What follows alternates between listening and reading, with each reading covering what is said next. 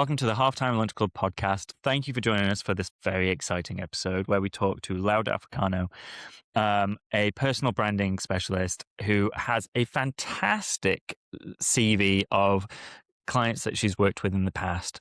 She's a story-led content creator, and the conversation we had today was brilliant. We could have carried on talking for hours, but we were able to get some really amazing takeaways, and there's some really great insights. So sit down, grab yourself a cup of coffee or your lunch, and join us for this great conversation. Hi, Lau. So lovely to have you on the podcast. I've been so excited to talk to you about everything personal branding. So I really appreciate you sitting down with us and for us to be able to pick your brains today. We've spoken before because we had you at the Halftime Lunch Club event. We were able to kind of come away with a lot of really great content. But what got you into doing social media, but also kind of the personal branding part of it? I think what got me into social media was, I don't know, like a real interest for telling stories and interested in video, interested in, just in the story itself, like in actually sharing what happened, like from a trip or things like that. But obviously that can translate to a company's culture or your specialty. And then I think I realized that personal branding is an opportunity to tell that, like to show more about yourself, but not necessarily your personal life, but all those skills that you have. So I think when I was working for Hansel Solicitors, I saw the opportunity of them showing themselves as specialists in this topic, that is the law or advisors of different people's situations. And I think I saw the opportunity of personal branding is a really interesting topic, and it's just an opportunity, a way for you to showcase what you're good at. Yeah, I agree. And it's really interesting your background, obviously having worked with solicitors, but then personal branding for solopreneurs. Kind of those two businesses feel quite different, but it's interesting actually when people are engaging with businesses such as law firms online, they don't necessarily want to be sold to or feel like they're being sold to, and actually they want to get to know behind the scenes of who are the individuals that they're going to be talking to, and what are the services, and just having a bit more of an in-depth kind of conversation with that compared to kind of the traditional ways of doing stuff. Is that kind of, when you were talking about it, is that kind of what you saw when you were inside the law firm? Yes. Yeah, 100%. Like, I thought, I mean, and you could see it in social media. You see that people started talking more about themselves and like connecting more with those stories. So I think that's when I saw the opportunity of like, actually we're shifting to a time where we're connecting much more with who we are and what we do than what we offer. It's less a conversation about the business itself and more a conversation about like, how could you help me, like in the way I feel relatable to you? It's kind of building that trust, isn't it? Yeah. If you were networking or bumped into somebody in the street and had a conversation, that conversation is very different. But on social media, it can be that conversation. Yes. As a society, I think we shift to be a little more casual, I guess, and less like corporate. And then because we identified that is actually what connects and that's what generates trust. Because if I see that this person is talking about something that I really struggle with and is giving this advice and is helping me in a way, like it's more likely that I trust this person, like he's giving me all the tools that I need, rather than telling me what's that they like their services. Easier, I Yeah. think. I know from my personal experience, trying to build that trust is obviously really important, but how to translate my true voice online. When we're having a conversation like this, it's so easy for us to have this conversation, but to translate what we want to say that we're just talking to a camera feels so different compared to a person. What techniques have you been able to implement that has allowed you to be more natural, compared to maybe feeling quite robotic in talking to the camera? I think it's just like having that trial and error. So really like trying once and you say like, okay, I wouldn't say this thing to a person or recording with someone else. So I usually sometimes when I record to camera with my partner, he says like, just talk to me just talk to me That's instead good. of to the Oh, I camera. like that. So you change and you say like, yeah, actually I wouldn't say these things like this. I would say like more casually and I would just talk to this person like that. So I think that's what I do. And then obviously after edition, like in production, or post-production, you start taking out the bits that you don't want as well. Like it's okay to make mistakes. It's just then have everything you can't, then like make the puzzle the way you want. And obviously in post-production, you can also speed up your voice a little bit because we speak like quite like slower. So I think there is a lot of pauses, there is a lot of like silences, but you can't remove all of that after that, making the video a little bit more engaging and things like that.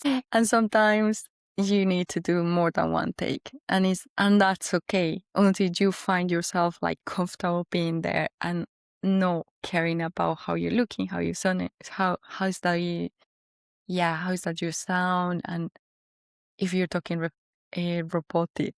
Do you find that it happens to you a lot? Do you feel robotic? Uh, Probably the first take. Like, again, I'm not a person who gets a first take ever, but I think normally I'm just the first take is normally me just rambling a little bit. And then I'm like, yeah, that's definitely not what I wanted to say. I probably take the transcript of that and then try and script it out a bit better. But I think that's when then the second take is I've tested it. It's just like, oh, I've lost something in this. And then the third, fourth, fifth, sixth take is me kind of just trying to memorize it so that it becomes more natural. So it's, again, doesn't sound so robotic. But I love that point that you said about talking to your partner on the other side of the camera. I'd never thought about doing that, but that would, I think for a lot of people, would probably help.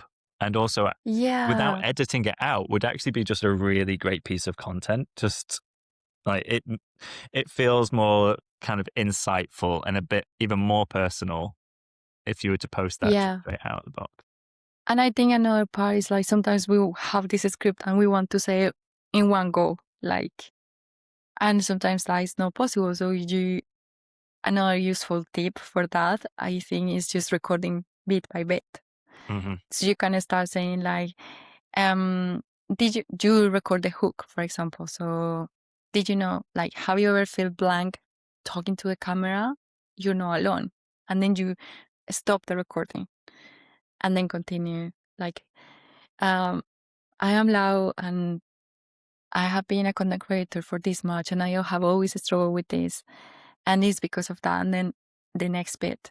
But now I'm going to show you. So if you split it, maybe that is easier for you to not sound robotic, or also make it easy for you to not having to learn all the script in one go.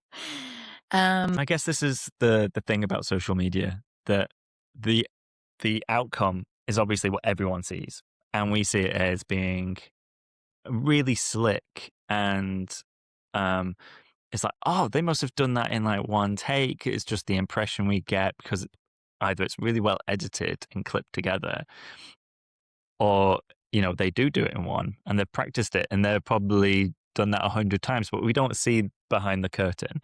And so for everyone else who's trying to do that and show up for themselves, it can then feel really kind of difficult, and it's just like, oh, why can't I do this? Yeah, no, you really not have to do it in one go. I think I'll say it's wiser to do it in bits. So you're comfortable with this line and you're saying it, Yeah. because then you get confused with the second line and things like that. So obviously, no, I think it would be better to split it in sections. And then second would be as well allow yourself to be like, the first video is not gonna be perfect, but then the second is gonna improve, the third is gonna improve, and it's gonna be like an evolution after that. So it's always like an ongoing practice. I know probably a lot of our listeners are thinking kind of, yeah, my video isn't a great quality. Should I just post it, or should I wait for that perfection? I know for me, if I waited for perfection, nothing would ever get out in the world. And you pointed out there in terms of that first video is not going to be great, but the second one will be a little bit better. And yeah, is your advice to just be brave, but just getting it out there is the important thing? Yeah, I think so. I think the more you put yourself out there, the more you learn and you get the skill, right? Like as everything. And I think along the way, you're gonna start learning more tools or things that help other people. I think the more you start doing it is also identifying those ways where you can do it better, and like start bringing to your own like backpack of tools. And let's be honest, filming ourselves takes a lot of time. I think we always I know I come to it and I'm like, oh yeah, this will take me half an hour. And then 3 hours in, I'm like, where has that time gone? So implementing as many tools that you can to speed up that process is always going to just be helpful. There feels like that demand to be constantly putting content out there. Are there any tools that you would highly recommend that would just slim down that production time for a lot of people? First, the basics, like, or the technical part, and it's always very useful to have your phone set up, or if you're recording with your phone, of course.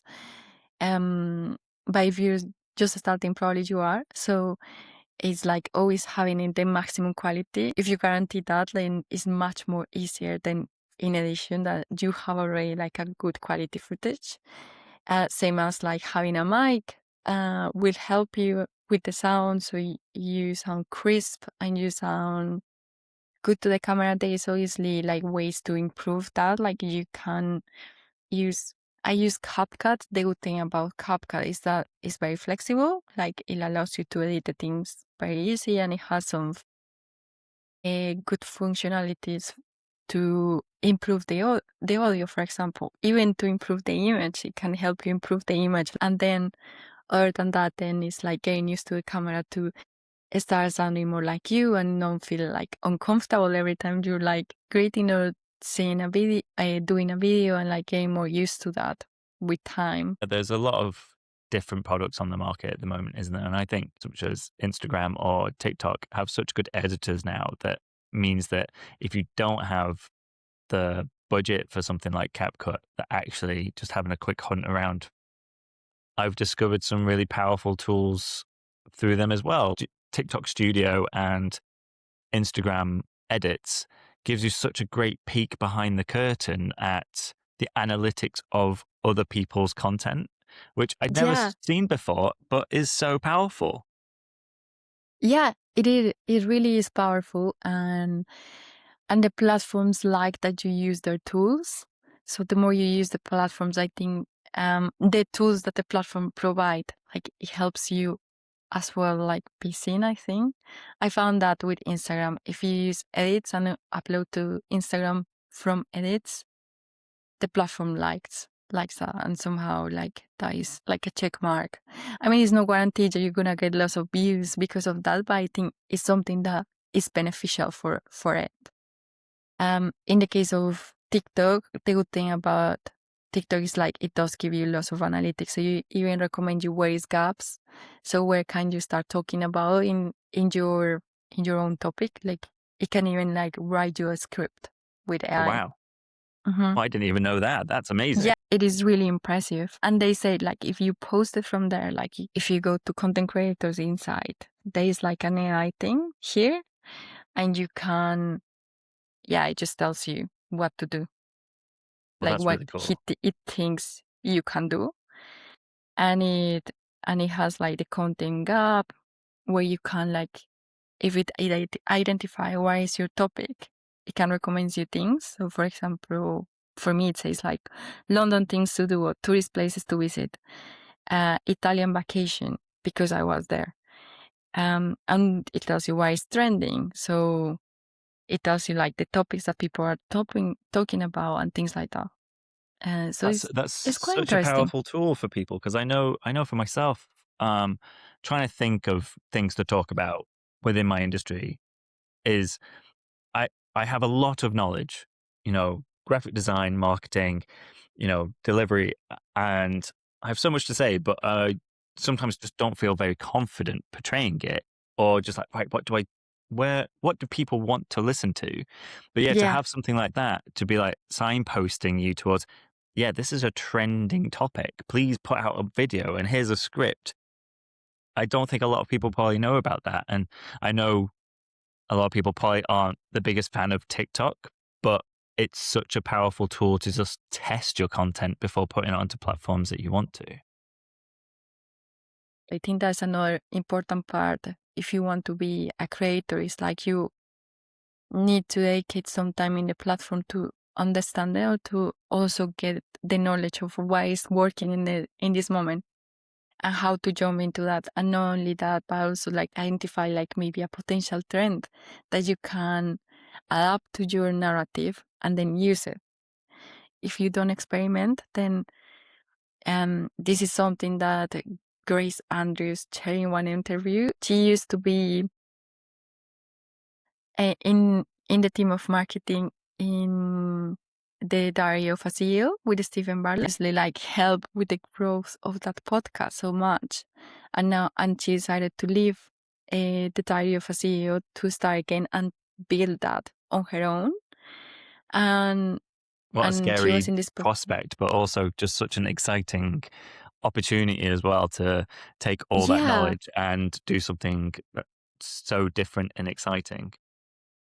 yeah, and she even says that in the podcast, like I want to see if I can do it again, and she's just really knowledgeable in the social media aspect. And she was saying that social media formula is like if you're not constant and experimenting all the time, like new formats and things, you're gonna get to a plateau where you're not growing. So it's important to try new things. And new things doesn't need to be that you need to start dancing or doing silly things. I think new things is also like experimenting with your content as well, to how to improve it and like see how it's gonna work. But I guess it's like experimenting with topics. So like if everyone is talking about something in the doing a World Cup and there's something that you can jump into that, like it obviously will give you some sort of authority. So it's like, it's like that kind of experimentation is how do you try new formats, or how do you try to talk about new topics that fit in your narrative as well, in your universe of narrative. It's interesting. You mentioned Grace, and obviously that they feel like social media is still such an exciting space to be in, and that there's lots of opportunity. Someone who lives and breathes it, such as yourself, is there any opportunities that are coming up that you're like, oh, this is really exciting and I can't wait to dive into, that our listeners could equally be like, oh, yeah, that could be something that's really interesting to me? Everything can change all the time. I think the best you can do is select those people, select some people that are authority sharing those things. I follow a lot Sophie Miller from the Pretty Little Marketeer, and I'm even part of the community of Pretty Little Marketeer, because you get access to knowledge that otherwise is more difficult. The content that she shares in her social media, you learn so much. Like every piece of content is like an update for the things that happen it's an like analysis of the trending topics, or like the new things that are happening in the social media space or in the marketing space. So I think being able to find those references help you be in Relevant tune with what within the happened. space. Yeah, Yeah. helping Anime Hodge in LinkedIn. She always, sorry, I spoke in Spanish. She always posts things about like the things you need to know about social media that are happening. And then she does like a link, and she's been even featuring the emails of the marketing meetup. If you are following these people who are always sharing that, that would be good for your understanding of what's happening. And yeah, I think I will say that being able to save those people. But also engaging and talking with those communities to learn and share is just as important as putting content out there, being able to hear the other voices of what's happening around you. Yeah. I think the more that you start interacting with some other creators, you also get more ideas. So you can see a way, at least for me, that is helpful. Like when I see a video that I think, oh my, I could do that, then you get the inspiration.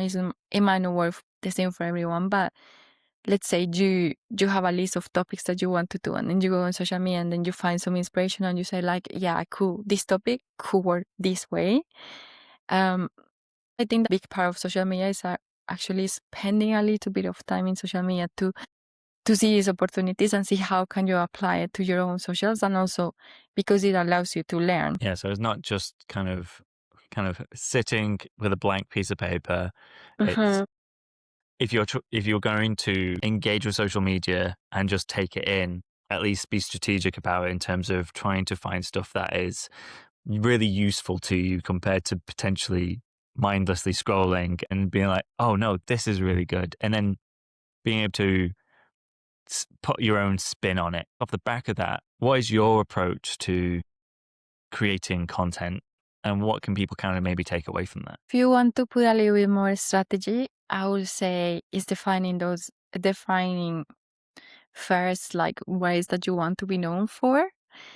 So what do you want? What is the message that you want people to get from you? So if in my case it's the personal branding, it will be how to do it, how it's like to live it, and then like maybe as well like updates. For example, I could be talking about updates of the topic, so things that makes me an authority in the topic as well. So that would be the topics I should be talking about, and that people will find useful as well.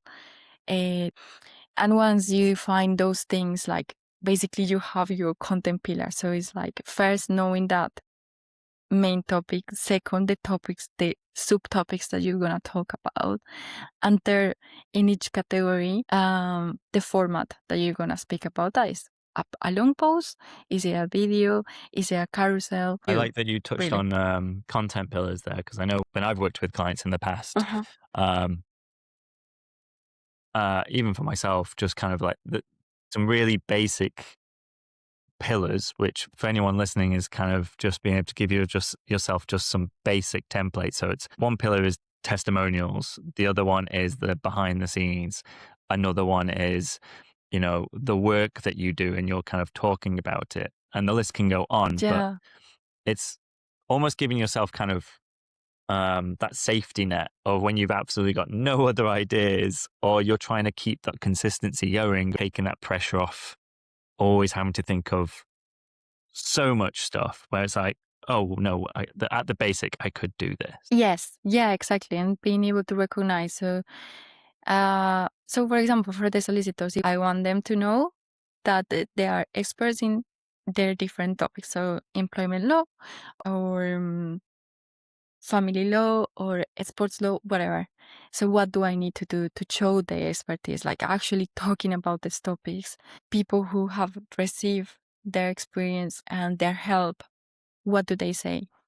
At the beginning, to start to define those topics, I don't know, like I don't even know how to define what is that I want to do, and I will say like just start very small with whatever you like.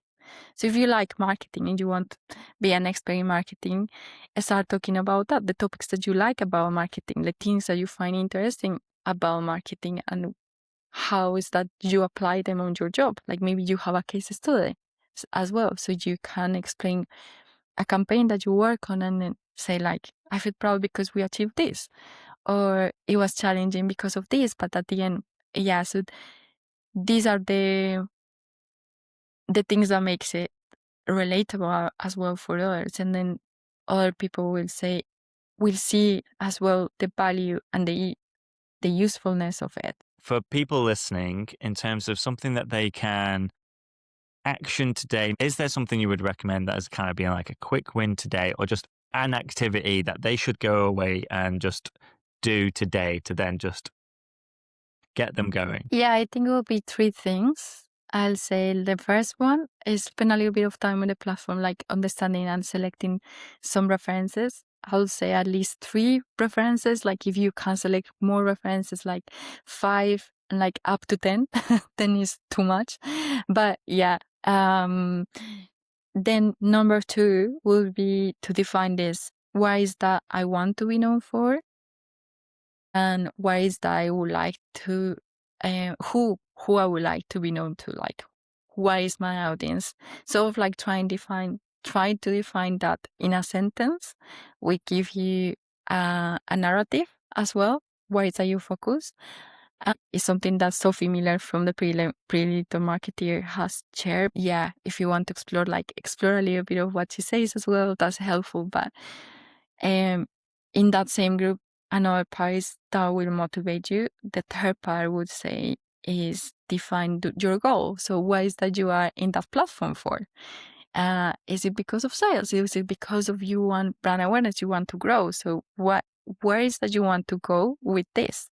Because if you also don't have that defined, then it's going to be really difficult to be motivated to create the content.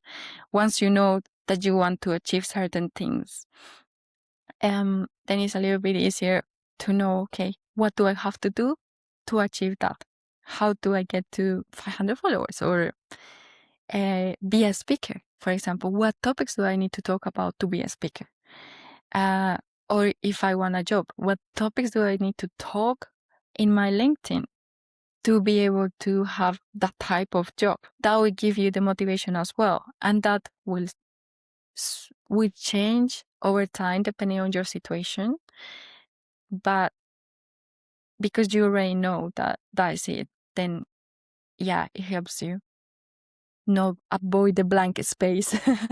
I think something that you just touched on there, and it's, personal branding isn't just for people who are running a business. It's people who do have jobs, but want to show up in their industry better so that you move up that career ladder. I want to be the thought leader in my space. I want to be recognized, and being able to have that, using those tips to up your own CV and put yourself out there, because it is a competitive space, whether you're a business owner or you work in a business. Those are some fantastic tips, and I know for sure I will be reviewing them off the back of this. I'm always looking at my own social media, like how can I improve it and stuff. So being able to take those tips and see how I can kind of show up better for myself and achieve the goals I want to. And I'm really excited to kind of take those tips. But yeah. And I think the last part is just sharing things that you find truly interesting. Like I think that's the most easy way to start.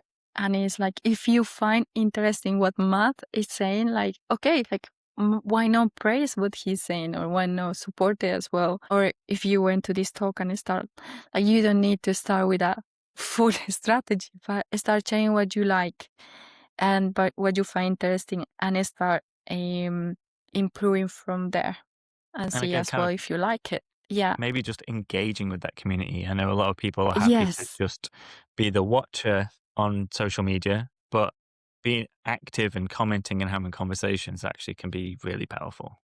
Yeah, there is someone on LinkedIn called Diana Collasos. She's employed full time and she's a content creator, and that's what she talks about. That's her topic. But she shares lots of tips of how to do it as well. She says like it's like an exchange. Like if I interact with you, then there is more possibilities that you will notice me and then start interacting with my content as well. And I do find actually it's when I'm commenting on other people's content that seems to get actually more impressions and more comments and Yeah. likes and stuff compared to sometimes my own content. So I think there's a lot to be said for just having a conversation, and the connections you can get from it can, be greater than the videos and other content that you put out there. Yeah. No, totally agree. I went this year to uh it was this panel of content creators on LinkedIn that have millions of followers already. I don't know if you have heard about Lara Acosta. She's like very well known in LinkedIn. She shares lots of tips about that. And she said, like, I spent 2 years, 8 hours on LinkedIn, commenting, obviously not posting, but she spent 2 years just working on LinkedIn every day, talking with people, having conversations with people. I think that is important. And I have seen that being implemented in the other platforms as well. So, for example, on Instagram and TikTok as well, like if you interact with the content of someone else, not only like giving like, but also commenting, I think it also has an impact of like you being a real person as well, who has the thoughts and like is engaging with others. I still like think these things are into consideration in everything you do in the platform, and it's just very crazy that everything has like some sort of impact, but it's at the same time how to enjoy it as well. Yeah, it's not burning yourself out with it. It's No, knowing where your limits are, and that those limits are absolutely fine. And that, I think, something I live by is kind of just the power of 1%, and the increase of marginal gains. It's like, look, I've done 1% today. It's more than I did yesterday if I did nothing. So just do dribs and drabs every day. Just one little task here, one task there, and it'll just add up. And to be honest, maybe that's enough because your competitor is not doing that. And so you can give yourself a bit of a break that, no, you haven't changed the world and put out 10 social media posts today. That's okay. But just maybe coming up with a bit of a strategy of the things you want to talk about is a really great start. yeah, and everything. Even if you don't post, like posting is not the only thing in social media. Posting is like a whole lot of activities, as we discussed, even including being social. So it's like being social is researching, is editing, is planning, is like scheduling, and then obviously it's posting. So it's so already like so many different things, and maybe at the in the eyes of the public, all the time like there, but you might be there planning, engaging, and preparing yourself, like preparing your content, producing it until it's ready, right? So yeah, I think it's that. That's another part of it. It's like being conscious of like not everything is posting. Yeah. That's fantastic. Honestly, Laura, thank you so much for joining us today. That if anybody wants to pick Laura's brain even more, we'll add links to her LinkedIn and how to get in touch with her in the podcast description. But again, Laura, thank you so much for your time. It's been so lovely talking to you. I'm sure we are going to talk lots more again. It'd be lovely to have you on the show again. But yeah, just thank you. Thank you so much, Matt, and thank you for everyone who stayed this long for listening to me. And obviously, if you want to get in touch, I do have like a link where we can have a virtual copa, a tea or coffee, and my socials as well. Like I'll share it with Matt, so we can be in touch. Thank you.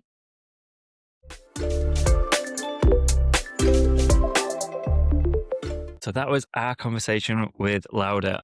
I think, as I said at the beginning, me and Laura could have carried on talking all day. Even after finishing recording, we spoke for like another 20 minutes about everything social media, and kind of just being very honest with each other about kind of trying to show up, but also just giving ourselves a break. We need to take passion from the things that we do, and showing up online is one of those things. Especially, if you're a business owner, or even if you're not, putting the extra time into your marketing and showing up online can feel exhausting. So it's trying to put in the tools, I think, that means it's stuff that will help you create your content, but not overwhelm you.